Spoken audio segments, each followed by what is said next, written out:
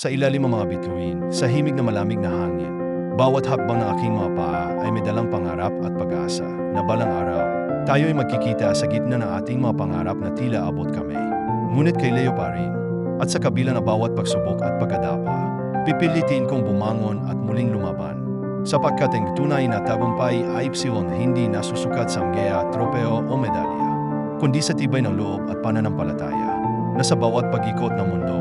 ang ating mga puso ay muling magtatagpo at sabay natin tatahakin ang landas patungo sa walang hanggang ligaya. Sa ilalim ng mga bituin, sa himig na malamig na hangin, bawat hakbang ng aking mga paa ay may dalang pangarap at pag-asa na balang araw, tayo ay magkikita sa gitna ng ating mga pangarap na tila abot kami. Ngunit kay Leo pa rin, at sa kabila ng bawat pagsubok at pagkadapa, pipilitin kong bumangon at muling lumaban. Sapagkat ang tunay na tagumpay ay hindi nasusukat sa anggeya, tropeo o medalya, kundi sa tibay ng loob at pananampalataya, na sa bawat pag-ikot ng mundo, ang ating mga puso ay muling magtatagpo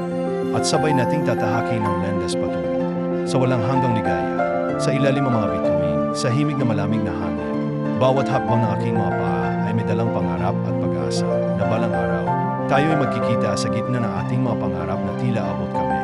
Ngunit kay Leo pa rin, at sa kabila ng bawat pagsubok at pagkadapa, pipilitin kong bumangon at muling lumaban. Sapagkat ang tunay na tagumpay ay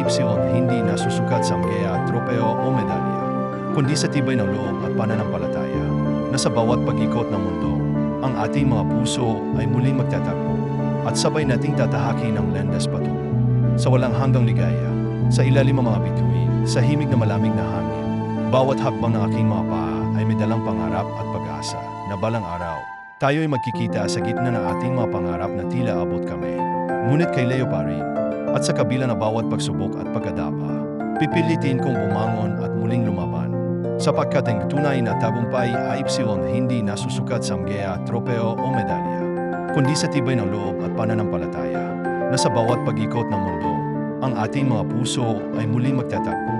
at sabay nating tatahakin ang landas patungo sa walang hanggang ligaya. Sa ilalim ng mga bituin, sa himig na malamig na hangin, bawat hakbang ng aking mga paa ay may dalang pangarap at pag-asa na balang araw, tayo ay magkikita sa gitna ng ating mga pangarap na tila abot kami. Ngunit kay Leo pa rin, at sa kabila ng bawat pagsubok at pagkadapa, pipilitin kong bumangon at muling lumaban. Sapagkat ang tunay na tagumpay ay hindi nasusukat sa anggeya, tropeo o medalya, kundi sa tibay ng loob at pananampalataya, na sa bawat pag-ikot ng mundo, ang ating mga puso ay muling magtatagpo at sabay nating tatahakin ang landas patungo sa walang hanggang ligaya.